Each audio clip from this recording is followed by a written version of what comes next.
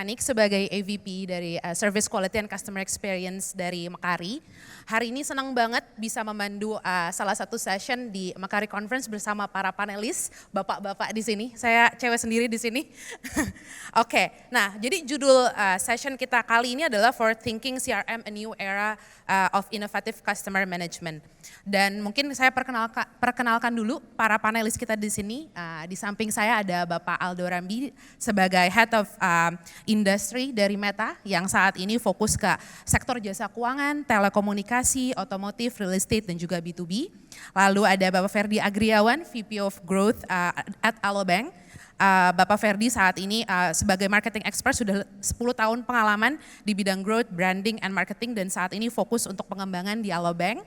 Dan panelis yang terakhir, Pak Banu Afwan Pribadi, Head of B2B Innovation at Samsung, memiliki 20 tahun pengalaman di industri information technology di Indonesia dan saat ini berada di Samsung R&D Institute, Research Development Entity under Samsung dan khususnya di bidang product management dan technology development. Happy banget ada bapak-bapak di sini dan kita bakal ngomongin mungkin hari ini topik yang cukup common dan terminologinya yang common. Tapi mungkin caranya juga sudah berbeda ya Pak mengikuti zaman.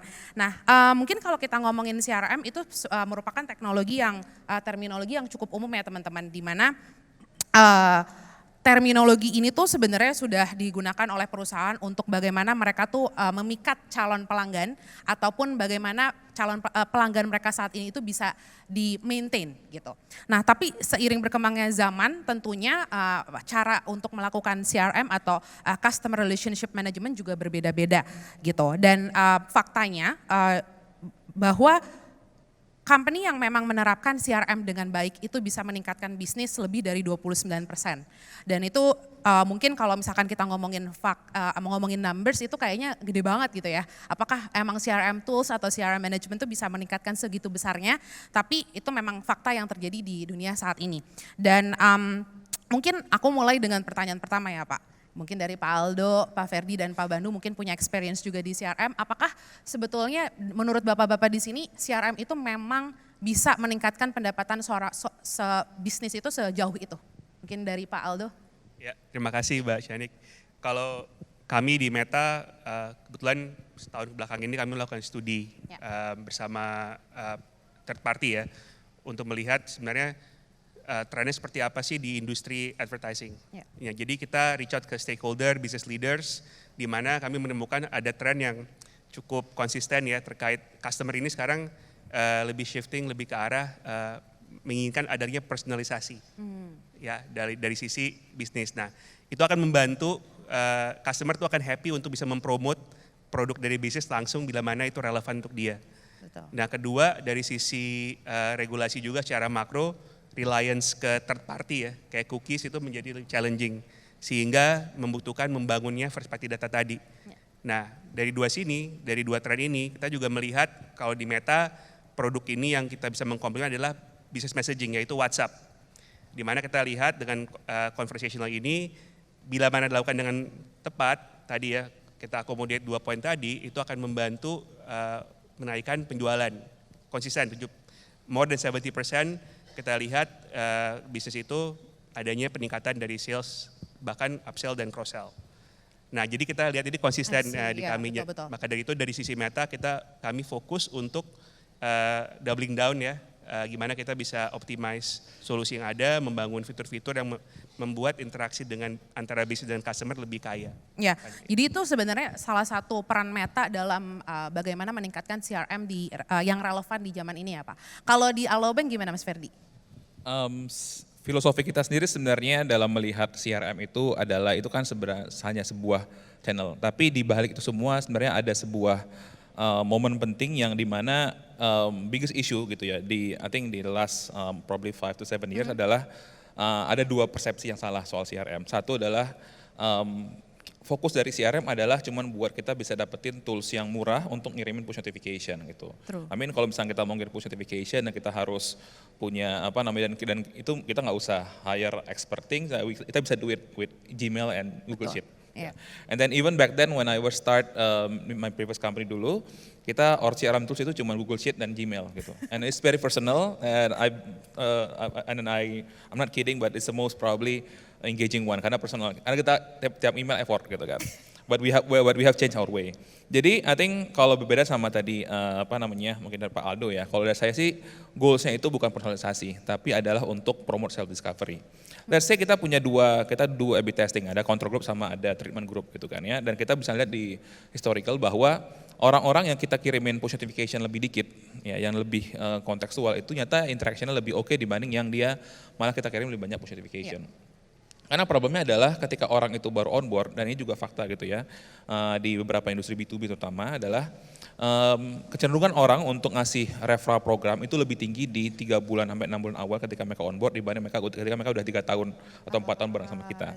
Alasannya kenapa? Karena momennya udah dapet dan itulah kenapa kita most of the effort itu every company should be focused on onboarding rather than retaining. If your onboarding is good then you don't need any retention program. Dan akhirnya kenapa itu jadi? Karena basically karena onboarding kita is so good that any CRM efforts itu bisa jadi semacam platform untuk self discovery. Jadi orang tahu bahwa nyata ada fitur ini, nyata ada fitur ini. Jadi instead of kita cuman remanager buat promo gitu. So that's the goal that we are trying to achieve and that's the aim yang kita pengen achieve. Karena basically making money is always one thing that we do, but the source is something that we trying to fully define yet. Dan lebih long term juga sebenarnya ya, exactly. Kalau seperti itu. Oke, kalau dari Pak Banu mungkin ada perspektif dari Samsung terkait dengan CRM? Oke, thank you Mbak Sanik. Nah jadi sebenarnya kalau kita bicara CRM itu kita tidak bisa lepas dari data. Ya. Sekarang kita dapat AI, jadi sebenarnya ada 3, data, CRM dan AI. Nah ini adalah yang harus ditangkap oleh kita semuanya. Tadi pertanyaan dari Mbak Shanik adalah benar nggak sih akan generating revenue gitu kan ya? Which is kalau misalnya kita lihat sebenarnya dari sisi top 1000 Fortune company gitu kan ya, 67% itu mengalami peningkatan profit secara margin gitu kan. Pada saat mereka benar-benar memperhatikan data. Contohnya misalnya kalau di kita di Samsung, kita tuh mencoba mempelajari orang kalau misalnya nanti beli Fold gitu kan ya, atau beli Ultra gitu kan ya, mereka tuh pasti akan beli biasanya caching gitu kan ya. Nah itu kan hasil dari CRM Mbak ya. Ya betul. Jadi kita tahu gitu kan, berarti kalau mereka beli produk A, mereka akan banding produk B, mungkin kalau kita tambahin produk C, maka kita akan mendapatkan margin yang lebih bagus. Sepenting itu sih CRM Mbak. Jadi itu mungkin pembukaan dari saya dan itu akan applied baik untuk organisasi B2C maupun B2B. Kebetulan saya dari R&D yang untuk memperhatikan bagaimana organisasi B2B di Asia Tenggara dan Oceania berkembang. Dan kita mau coba untuk mempelajari dan memberikan insight-insight buat internal kita. Mungkin seperti itu sih. Ya. Dan menariknya mungkin tadi sudah sempat disinggung nih soal data ya. Kalau kita ngomongin soal data itu sebenarnya salah satu aset ya bagi perusahaan, apalagi kalau kita nanti udah ngomongin ke customer relation. Nah mungkin ke Pak Aldo lagi, recently Meta baru rilis report bersama BCG yang memang menginformasikan bahwa pasar di Indonesia itu tingkat loyalitas dari sisi messagingnya atau WhatsApp, salah satu produk Meta itu paling tinggi. Kalau mungkin Pak tadi sempat ngobrol sama Pak Aldo itu ketiga di dunia paling tinggi gitu ya. Dan tadi kita ngomongin bagaimana sebenarnya WhatsApp itu soal data itu kaitannya itu ke customer relationship management gitu. Dan bagaimana pasar di Indonesia itu sebetulnya cukup menarik untuk WhatsApp dan bagaimana itu bisa ibaratnya mungkin dibesarkan gitu Pak. Ya. Jadi kalau di Indonesia itu buat Meta app yang memang paling aktif ya penggunanya itu di WA. Ya. Nah sebenarnya tadi aku juga sempat sharing ke Mbak Shanik ya, sebenarnya nggak gampang juga untuk Meta nih membangun solusi spesifik untuk bisnis ya di WA karena tadi secara arsitektur juga end-to-end encrypted dan memang nggak ngomong tuh antara WA sama Facebook dan Instagram. Ya. Nah maka dari itu kita udah mulai bisa scaling sekarang dengan solusi sebenarnya kan kalau bisnis itu kan fokusnya kan satu akuisisi ya kan dan juga ingin naikin increasing usage ya existing customer. Nah untuk akuisisi ini kita jalanin launch solusi Click to WhatsApp. Oke. Nah Click to WhatsApp ini sebenarnya simply it's an ad yang ada di Facebook, Instagram, dorong conversation di WhatsApp. Nah, kenapa sih sebenarnya itu menjadi penting ya? Kita melihat sebenarnya WA ini kedepannya fokusnya itu bukan volume. Kita ini nggak mau ngeblas banyak misalkan marketing notif ya dan sebagainya. Kita mau ubah behaviornya itu dari customer chat ke bisnis. Nah, maka dari itu entry point-nya kita datang, discovery-nya ada di platform social media kami, bahkan juga di luar Meta kayak TikTok itu bisa digunakan, website dan sebagainya untuk mendorong conversation di WhatsApp. Nah, jadi solusi ini bisa membantu untuk finding your customer, tapi nggak cukup satu di situ, juga bagaimana nih opportunity ke depannya membangun in-thread experience. Tadi kan kita bicara discovery ya, melalui jalurnya ads misalkan, atau organic. In-thread experience ini begitu masuk ke dalam WA, kan nggak mungkin ya kita chat ketik kan juga itu kan friksinya banyak. Yeah. Nah, kita juga mengeluarkan fitur-fitur untuk memudahkan interaksi, WhatsApp Flow, AI tadi ya dengan lama atau dengan platform AI lainnya bisa diintegrasikan untuk bisa memudahkan interaksi, membangun internet experience yang baik. Yang ketiga adalah membangun conversion point-nya. Tadi kan memudahkan ya, begitu itu use case-nya jualan, ya kita gimana bisa langsung bayar, bisa langsung beli. Nah, jadi ini nih fokusnya sebenarnya, bukan cuman ads-nya aja tapi end-to-end journey di WhatsApp, di mana kita fokus ke bisnis objektifnya apa, ke customer, kita membangun internet experience, discovery, sampai ke conversion point. Nah, inilah yang exciting kalau menurut aku dalam waktu ke depan ini. I see. Dan berarti Meta memperhatikan seluruh user experience dan memudahkan di sana untuk sampai ke conversion ya. Jadi dan ini mungkin tadi juga kalau kita nyambungin lagi soal data poinnya sebenarnya semuanya ada di Meta nih gitu kan. Dan itu sebenarnya bisa digunakan di industri ataupun size bisnis manapun. Dari skala kecil maupun skala besar. Nah mungkin lanjut ke Mas Ferdi kaitannya dengan industri dan juga sizes bisnis, Mas Ferdi pasti punya pengalaman di B2C dan juga di B2B. Ketika kita ngomongin soal data ataupun penggunaan CRM, apa sih sebenarnya yang perlu diperhatikan di industri yang berbeda ataupun company size yang berbeda gitu? Oke, yang paling sering dan ini kejadian di mana-mana adalah kan biasanya B2B gitu ya. B2B itu semua orang merasa bahwa ketika mereka pakai software B2B itu mereka merasa billing mereka gede gitu.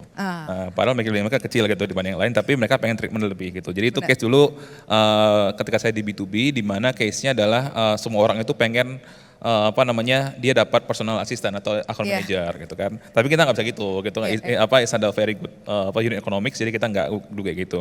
Jadi yang kita lakukan adalah basically kita meng-capture semua interaksi sama user dan kita mapping. Jadi intinya kita bisa melihat bahwa ada pattern-pattern tertentu gitu ya, ada pattern tertentu, ada interaksi tertentu yang mana that will be leading toward potential churn gitu. Churn address dia drop gitu. Let's say misalkan dia komplain 3 kali, hard complain berturut-turut, terus itu terkait sama product issue, itu biasanya dia bakal churn di dalam bulan depannya. Jadi kita nggak usah do anything, we just try to maintain relationship aja. Tapi kalau misalnya si issue lebih kepada pricing atau apa, makanya ini biasanya peluangnya adalah dia minta untuk dikasih harga yang murah gitu. Karena dia nggak pengen harga naik. Jadi ada banyak lah intinya case-case yang terjadi. Dan itu sebenarnya hanya bisa di-capture dengan sebenarnya tadi part C tadi dari CRM sendiri. And I think this is the biggest issue in Indonesia adalah di mana ketika kita ngambil CRM system itu kita dunia hanya fokus kepada one way interaction, tapi kita nggak fokus ke two way interaction, di mana kayak orang tuh bisa kayak accumulate the complaint, tapi again we have to rectify apa dari part itu yang bisa mempengaruhi user interaction kita. Kayak misalkan untuk case kayak di Alobank sendiri, kayak misalkan kita melihat bahwa ada gap nih, dan ini juga I think issue dari financial awareness di Indonesia. Orang-orang kalau di reject untuk apply loan gitu. Nggak tahu sih ya, itu something yang has to do with everyone gitu ya. Ada chance berapa persen mereka bakal komplain ngasih bintang 1 di Play Store. Gitu. And it's weird, but it's happening gitu. Jadi emang mungkin literasi Indonesia terhadap financial itu rendah banget atau gimana, tapi emang ini something yang kita coba berusaha crack. Karena among all these people gitu ya, there's some group yang actually bisa kita win back gitu. Nah ini something yang kita lagi coba identify gimana cara kita bisa bridging data point. Karena basically join key-nya berbeda. Ketika dia komplain beda lagi ID macamnya. Jadi emang itu poin kedua adalah biggest issue-nya adalah how much data we should collect. Dan apakah data-data ini tuh cukup untuk kita decide something. Karena in the end of the day you can collect thousands of data but you won't come to any conclusion. But sometimes kalau misalkan nerusin itu, kalau data itu tuh could be a noise nggak? Jadi kayak sometimes maybe itu nggak relevan maybe. Mostly noise. Jadi Mostly noise. ini nyebutnya vanity metric. Jadi harus choose wisely juga ya ketika kita membaca data. Oke. Exactly, yeah. Nah, masih ngomongin soal data. Tadi sempat juga ngobrol sama Pak Banu ya terkait dengan data culture gitu ya. Dan bagaimana sebenarnya penasaran juga sih di Samsung, terutama di Samsung Indonesia, kita juga udah memiliki Research Institute gitu ya. Dan itu memang satu badan yang dibentuk oleh Samsung untuk melakukan inovasi-inovasi gitu ya. Nah, penasaran sih Pak, bagaimana sih sebetulnya inovasi di Samsung itu tuh di-create dan terutama yang memang berhubungan dengan customer relationship gitu. Thank you Mbak Sanik. Ya. Ini adalah hal yang menarik teman-teman. Jadi dasarnya customer relationship management itu adalah kita sebagai perusahaan pengen tahu customer kita tuh sebenarnya kayak gimana sih? Ya, Iya nggak? betul, Kita pengen betul. tahu kamu tuh sukanya apa, kemudian nanti beli lagi kapan kayak gitu kan. Kemudian kalau misalnya kita masuk ke B2B, maka biasanya supervisornya itu ya, ini mungkin teman-teman ada yang merasa juga gitu kan. Kamu drill down dong ke customer gitu kan, tanya siapa nama manajernya, siapa purchasing dan sebagainya. Ya. Yang jadi problem buat perusahaan pada saat satu talenta keluar, ya, kalau manajer yang bagus banget keluar, resign gitu kan ya, semua data dibawa gitu kan. Yang terjadi di perusahaan tinggal mereka, waduh gimana ya, akhirnya cycle-nya mulai dari awal lagi. Itu kenapa kita membangun CRM ya gitu kan ya, sehingga perusahaan memiliki data yang lengkap. Nah, data culture itu penting. Data culture itu adalah satu hal yang perlu ditanamkan buat diri kita gitu kan ya, buat organisasi perusahaan. Artinya apa? Artinya adalah awareness terhadap data itu penting. Bagaimana kita bisanya disiplin gitu kan ya, memasukkan informasi-informasi tentang customer kita ke dalam CRM platform kayak gitu kan ya. Kemudian juga bagaimana kita nanti bisa mengolah datanya, kita memperhatikan data, ngambil decision-nya juga pakai dengan data-data yang di-provide dari CRM ya gitu. Nah, di Samsung sendiri kita punya periode di mana kita masih tidak memiliki apa yang kita sebut dengan single source of truth gitu ya. Kita belum tahu, kita tuh ngambil data revenue untuk B2B gitu kan ya. Itu dari mana gitu kan ya. Karena data itu banyak banget dan dia ada di spreadsheet Mbak. Bayangkan ada di spreadsheet. Di spreadsheet misalnya ada customer A gitu kan, revenue hari ini berapa, kemudian dia nanti akan dealnya tanggal berapa dan lain sebagainya, funnel kayak gitu kan. Yeah. Dan itu adalah hal yang sangat-sangat rumit. Pada saat kita memiliki banyak banget SKU gitu kan ya, kita pengen tahu nih, SKU yang high end, marginnya bagus, ini kita mau dorong nih. Tapi berapa sih tahun lalu revenue-nya? Siapa sih yang beli? Karakteristik customer siapa? Kayak gitu kan ya. Siapa PIC-nya? Wah itu hal satu yang sangat luar biasa hektik. Nah bayangkan kalau misalnya kita sudah mengelola CRM, dan ini adalah salah satu langkah yang harus diambil ya. Nggak cuma oleh perusahaan berskala enterprise, tapi teman-teman yang misalnya merintis usaha atau startup SMB, jangan mengulang kesalahan yang sama, tetapi kita bisa langsung jump, ya gitu kan. Mungkin itu, dan salah satunya adalah dari Samsung R&D, kita mendapatkan flow model Mbak. Kita menggather flow model dari berbagai subsidiary Samsung, kemudian kita develop bersama-sama dengan subsidiary pengembangan CRM tersebut. Kurang lebih seperti itu Mbak. Oke. Jadi CRM itu sebenarnya sekarang sudah menjadi data point ya. Betul. Untuk semua forecast ataupun produk launch yang akan dilakukan oleh Samsung gitu ya. Exactly Mbak. Oke. Dan CRM kita nggak hanya di B2B, di B2C pun ada. Di B2C juga, I see. Nah balik lagi ke Pak Aldo nih, tadi semuanya ngomongin soal data. Meta yang pegang data juga kan sebenarnya Pak. Yang tempat mengolah data gitu ya Pak. Jadi dan salah satu produk yang tadi sempat Pak Aldo sempat mention itu soal click to WhatsApp atau CTWA ya. Dimana kalau itu disambungin juga nanti dengan flow yang ada di Meta, itu sebetulnya emang diharapkan membantu bisnis untuk bisa ngepredik dan juga sampai tadi ngomongin soal conversion ya Pak ya. Nah mungkin setelah Meta juga sudah merilis itu enterprise, dari sisi WhatsApp enterprise, bagaimana Pak use case-nya? Bagaimana perusahaan-perusahaan yang memang telah memanfaatkan CTWA untuk di bisnisnya? Ya. Jadi memang kalau dilihat tahun ini kita mulai melihat adoption click to WhatsApp ini relevan di industri yang heavy di offline. Oke. Ya, trafficnya banyak dan sebenarnya kita kan kalau di Meta ini kalau ads mungkin terkenal itu lebih ke arah yang online bisnis ya, kita bisa app install dan sebagainya. Tapi dengan WA ini justru offline. Apa sih contohnya sebenarnya? Mungkin ada 2 industri yang benar-benar I'm passionate about this year tahun ini. Satu F&B, menarik. F&B ini kita lihat ngobrol nih, bukan sama restorannya gitu. kami juga orangnya dikit ya, kita nggak bisa menjangkau seluruh F&B restoran, kita kerjasama sama platform pembayaran POS company, di mana mereka itu membuat solusi untuk F&B untuk bisa onboard customer-nya. Nah, menggunakan klik to WhatsApp itu satu ngedrive traffic. Kedua, mereka itu capture tadi customer-nya itu dengan mudah, karena selama ini kan kalau kita ke restoran minta nomor HP apa semua ya kan. Tapi gimana nge-scan langsung resipnya masuk ke WA. Terus loyalty point-nya ke capture di situ. Nah, dari situ mereka udah dapat informasi dari customer-nya, bisa membangun tadi marketing message dan sebagainya untuk bisa driving AOV ya, naikin average order value-nya. Itu satu, itu traction-nya lagi baik, early days, tapi itu menarik. Kedua, di industri otomotif tadi, misalkan kita bicara dealership ya, in particular, membalance tadi tacit knowledge dari si sales-nya itu penting, karena sales-nya itu kan yang human touch-nya banget ya. Tapi at the same time buat customer juga ngobrolnya sama dealer. Nah, itu gimana kita bisa membangun tadi klik to WhatsApp, ngobrolnya sama dealer, tapi belakangnya benar-benar agent. Tercentang biru ya sekarang di WhatsApp, benar-benar authentic account, agent yang bisa connect, passing leads-nya supaya mereka juga semangat jualan. Nah, ini yang mulai kita lihat adoption-nya. Jadi butuh banget kerjasama partner seperti dengan Kari ya, kontak untuk bisa membangun solusi yang spesifik untuk industri tadi. Jadi ya interesting time, early days, tapi aku lihat ke depannya ini akan ke arah sana sih sebenarnya. Jadi fokusnya lebih ke value over volume. Oke, ya. Dan sebenarnya kalau misalkan kita tadi juga sempat di-mention kayaknya sama Mas Ferdi, value, aha moments itu tuh memang sesuatu yang harus diperhatikan gitu ya untuk mungkin penyedia software ataupun penyedia solusi saat ini gitu. Nah, mungkin balik lagi ke Mas Ferdi. Alobank berhasil meningkatkan volume akuisisi harian lebih dari 50% dan juga menjaga cost per acquisition itu di bawah 20%, di bawah market standar gitu ya. Nah, ketika tadi Mas Ferdi juga sempat mention bahwa onboarding itu penting, either itu B2C or B2B, it's important gitu ya, untuk bisa nge-keep pelanggan itu. Nah, berarti kan memang ada salah satu strategi di Mas Ferdi ketika menggunakan CRM tools, karena CRM tools could be many things, could be many tools gitu kan. Nah, bagaimana Mas Ferdi berstrategi menggunakan CRM tools untuk bisa menjaga itu semua?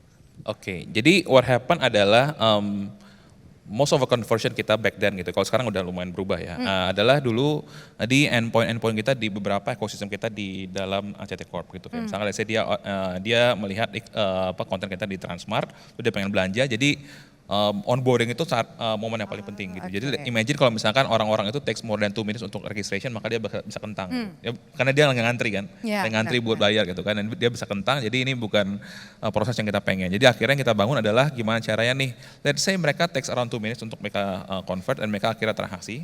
Nah, journey setelah transaksi itu apa sih yang bakal kita lakuin gitu ke depannya gitu. Jadi dari endpoint itulah kita akan ngelihat nih, let's say dari semua list of produk kita, mana yang punya weight paling tinggi terhadap retention. Nah, kita ngeliat, misalkan ketika orang itu melakukan kris di merchant ini, kecenderungan dia buat stay lagi next month itu bakal lebih tinggi 30%. Ketika dia do let's say bayar pulsa pakai fitur kita, maka kecenderungan dia bakal lebih tinggi berapa persen. Nah, kita udah punya semacam gambaran rough lah soal kalkulasi ini. Nah, inilah yang akhirnya membedakan approach kenapa atau orang itu berbeda. Offernya atau promonya yang dia peroleh dibandingkan dengan user-user yang lain gitu. Karena basically tiap-tiap activity dalam app kita, dan itu ternyata affect ke most of the fintech app. Tiap-tiap activity itu mulai dari top up, mulai dari transfer out, kalau macam itu punya weight berbeda terhadap seberapa sticky user itu. Nah, goals dari fintech itu pada dasarnya adalah kan dia pengen itu jadi yang namanya all the fintech Indonesia itu pengen jadi sesuatu yang dipakai tiap hari, ya kan? Sama kayak ride hailing lah. Gitu. Tapi ride hailing kan obvious hasilnya apa. Nah, kalau untuk fintech berarti goalsnya adalah dengan cara gimana caranya tiap-tiap kita tahu mana aja activity yang bisa jadi nilai plus. Asin kayak ketika orang pakai ini tuh bakal value dia sebagai user bakal lebih tinggi ke depannya dan dia bakal lebih cenderung untuk stay, dan mana yang bakal jadi detractor. Nah, kayak kita nih misalkan let's say orang transfer out, itu udah pasti dalam waktu berapa 30 hari dia bakal drop gitu. Jadi kalau dia transfer out, nominal dia di bawah 1.000, maka dia udah pasti bakal nggak stay lagi di app kita ke depannya. Jadi kita udah punya rough gambaran itu nggak susah. Karena di saya pun yang ngajarin cuma tim 1-2 orang doang, tapi itu possible gitu. Possible. Dan itu yang tadi mungkin sempat Pak Aldo mention terkait dengan personalization ya sebetulnya ya. Jadi kayak each person tuh could have offeringnya beda gitu ya? Iya, more or less ya. Iya, more or less. Oke, oke. Nah, mungkin kalau misalkan dari sisi Pak Banu gitu ya, tadi kita udah ngomongin bagaimana innovations di-build di Samsung dan bagaimana sekarang CRM di Samsung itu sudah menjadi single of truth gitu ya dari sisi bisnis ketika membuat suatu keputusan. Tapi bagaimana sekarang pemanfaatan soal AI? Karena moving dari CRM and then now it's AI gitu ya. Dan bagaimana apakah saat ini Samsung sudah memanfaatkan AI di internalnya terutama?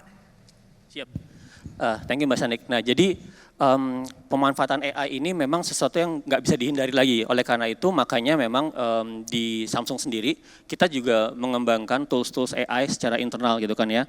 Kalau tadi kita menghubungkan dengan CRM, maka kita tahu bahwa sebenarnya CRM itu ada data basisnya kayak gitu kan ya. Nah, Samsung sebagai organisasi kita juga memiliki satu platform untuk generative AI yang kita bangun.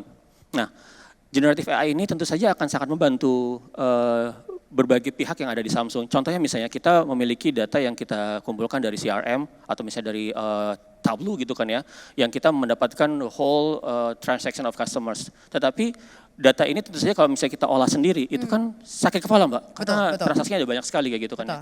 Nah, salah satu insight yang kita bisa gunakan adalah kita bisa menggunakan generative AI with our own platform kayak gitu kan ya, dan tim sales pun kita bisa diberikan akses gitu kan terdapat data tersebut kayak gitu kan. Kita bisa tarik data yang berupa tabel, kemudian kita bisa minta rekomendasi dari Gen AI yang di-develop oleh internal kita seperti itu. Nah, jadi tentu saja tidak menjadi satu kebenaran yang 100%, tetapi itu bisa dimanfaatkan. Nah, kemudian juga bicara tentang implementasi AI, kita sadar bahwa sometimes di Indonesia kita tidak memiliki jaringan yang bagus gitu kan. Makanya kita mengembangkan AI on device. Nah, salah satunya adalah misalnya contohnya di Galaxy S22 Ultra, S24 Ultra yang mungkin nanti teman-teman bisa dapatkan gitu ya di survei ya, tadi ada surveinya. Jangan lupa untuk mengikuti surveinya sehingga bisa menikmati dan merasakan bagaimana pemrosesan AI untuk generative text, generative image itu langsung di device. Jadi tidak perlu terkoneksi ke internet. Nah, ini adalah tools-tools yang digunakan oleh internal kita, Mbak. Yang terakhir adalah pada saat kita menggunakan employee kita sebagai touch point, yang paling penting buat perusahaan itu adalah security. Saya percaya nggak sih sama employee saya bahwa dia tidak akan mendistribusikan informasi dari CRM platform saya ke kompetitor. Nah, oleh karena itulah makanya di Samsung, di R&D-nya juga kita mendevelop yang kita sebut dengan Samsung Knox. Dia adalah device management sehingga perusahaan itu memiliki trust, kayak gitu kan ya, bahwa kalau misalnya kalian karyawan menggunakan smartphone, kemudian saya berikan akses ke CRM saya, maka datanya akan tetap secure di sana. Tidak akan ada penyalahgunaan data perusahaan. Itu yang mungkin saat ini bisa disampaikan. Oke, menarik. Berarti memang AI itu sudah actively digunakan juga di Samsung untuk bisa membantu efektivitas dari pekerjaan sehari-hari ya. Kalau di Facebook atau Aldo gimana Pak? Dari sisi Pak Aldo mungkin apakah mungkin bukan cuman buat internal, kalau Meta mungkin kita berharap bisa membantu juga ya untuk bisa ngeprediksi gitu untuk customer-customer Meta. Itu seperti apa Pak development-nya? Jadi ada dua, kalau di kami internal udah setahun kita gunakan, mungkin 30%-an dari tes yang kita lakukan hari-hari sangat terbantukan. Internal AI kita menggunakan lama tuh Meta Own AI, lama 3.1. Jadi kita tuh benar-benar bisa membantu banget produktivitas dalam konteks misalkan internal chat tools kita tuh, kan ada grup juga ya. Orang ngomong panjang lebar, summarizing itu lebih cepat, ya kan. Jadi komunikasi lebih lancar, lebih mudah. Kita mau cari waktu kosong dalam 1 minggu, kita nggak ada EA, jadi kita langsung pakai EA, udah kasih rekomendasi waktu-waktunya. Semakin kesini sih semakin lebih seamless rasanya ya, early days. Yang kedua untuk yang external use, sebenarnya yang di jalan adalah untuk ads delivery kita udah melakukan menggunakan AI, A+SC, buat teman-teman udah pernah itu ya. Artinya kita bisa memudahkan journey untuk menjalankan ads yang tadinya rumit jadi lebih simple. Seperti itu sih ya. Kedepannya tentunya kita banyak development juga untuk di WhatsApp dan sebagainya. Oke. Kalau Mas Ferdi? Future kita memang pengen pakai AI, tapi mungkin lebih ke arah financial advisor. Tapi mungkin ini masih on development dan juga untuk helping us to decide on a lot of things gitu. Karena kan basically kita pengen jadi 360 kan app yang dia orang bakal pakai terus menerus. Jadi kita pengennya ada elemen itu dalamnya. Oke. Tapi tentang gimana penerapannya ya we still on development. Oke, mungkin kita udah banyak banget ya teman-teman ngedengerin insights yang luar biasa dari para speaker kita.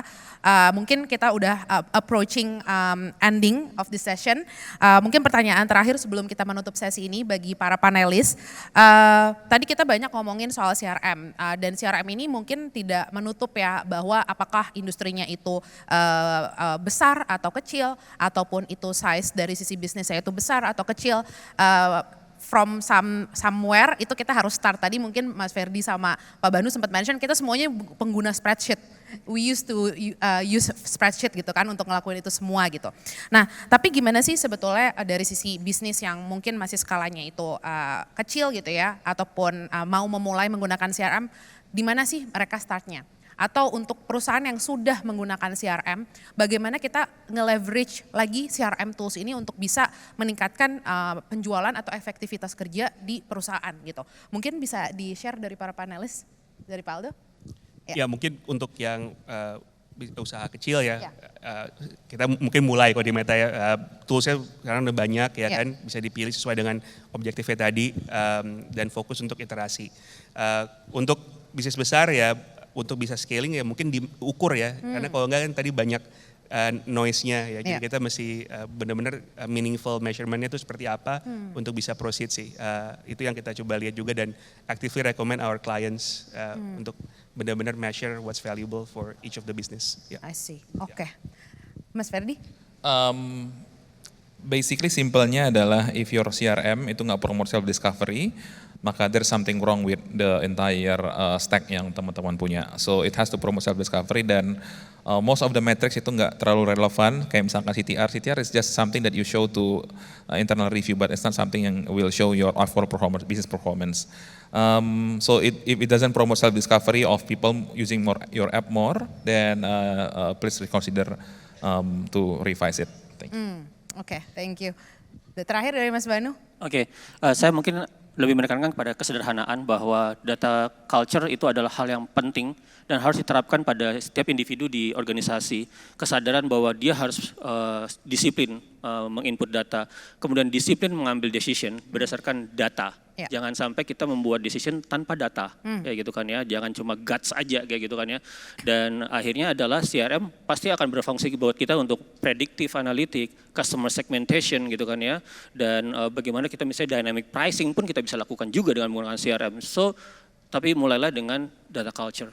Oke. Gitu Mbak. Oke, mungkin bisa saya simpulkan dari conversation kita hari ini. Jadi mungkin yang perlu diperhatikan ketika kita ngomongin soal CRM, it's not about the size of the business.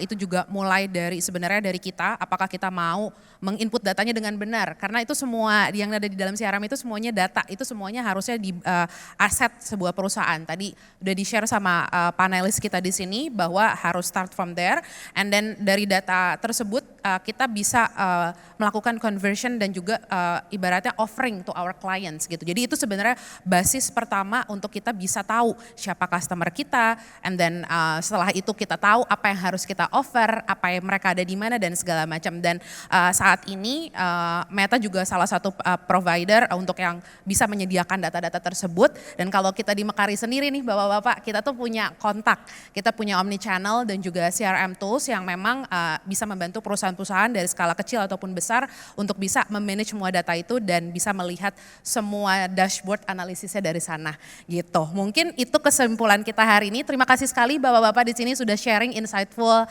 experience-nya dan juga pengalamannya. Mungkin sudah dari saya, terima kasih.